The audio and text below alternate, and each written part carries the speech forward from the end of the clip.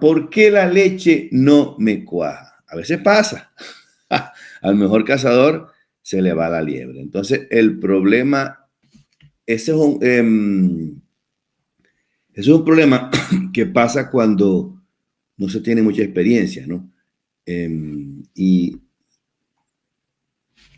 ustedes colocan el Rennet y la leche, bueno, no pasa nada, es como si no hubieran colocado nada. Entonces, las causas que producen eso son varias, no es una sola causa. Lo primero que tienen que chequear es si pusieron la cantidad de cuajo apropiada. Entonces, esa cantidad de cuajo va a depender dependiendo de la fortaleza del Rennet, o sea, de la concentración que tenga. Generalmente los cuajos duran 2 años. ¿Ok? Hay unos cuajos que se duran un poquitico más, pero eso depende de las condiciones de almacenamiento. Entonces, pero un cuajo normal, 1 año, 2 años. ¿Okay? Como regla general, mi cuajo siempre en el congelador, sobre todo si es en polvo. Si es líquido, meta, ¿okay? Espera a 4 grados. Cuando tú tienes cuando el recall pasa cuando hay un reclamo. ¿Ok? Ejemplo, te llama un proveedor y te dice, mira, Fran, el cultivo que te vendí está contaminado con insecticida.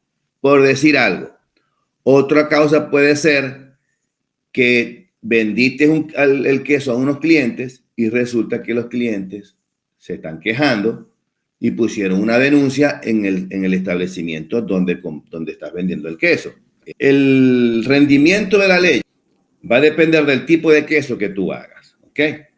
Si vas a hacer queso fresco, por decir algo, generalmente el contenido de grasa de la leche está entre 3,4%, ¿ok? De grasa. Y la pasteurización no tiene nada que ver con el contenido de grasa, ¿ok? Entonces, si la leche que utilizaste fue para hacer queso fresco, te rinde una cantidad. Ahora, si vas a hacer, por ejemplo, un queso madurado, la leche te va a rendir menos. ¿Por qué? Porque cuando hay queso, la cuajada se acidifica, se prensa y allí empieza a botar suero. Allí empieza un proceso que se llama sinéresis. En mi canal hay un video de cómo pasteurizar la leche y hay varios rangos. Entonces, métete en el canal y buscas el video. Técnicas de pasteurización, creo que se llama, algo así. Escribe la palabra pasteurización y ahí te va a aparecer en el video. Y mira el video y vas a aprender a pasteurizar la leche. Puedes pasteurizar en la casa. No necesitas una pasteurizadora. Con simplemente un baño de María, puedes pasteurizar sin problema.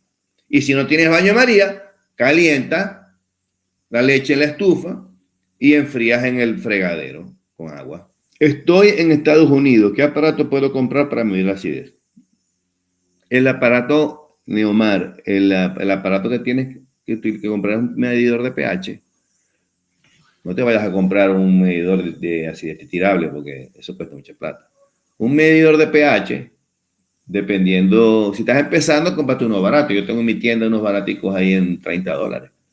¿Qué capacidad de cloruro por litro de leche, doctor? Eso depende de la concentración del cloruro. Bueno, vamos a ver ahora voy entonces ahora con más preguntas. Aquí tengo otras preguntas.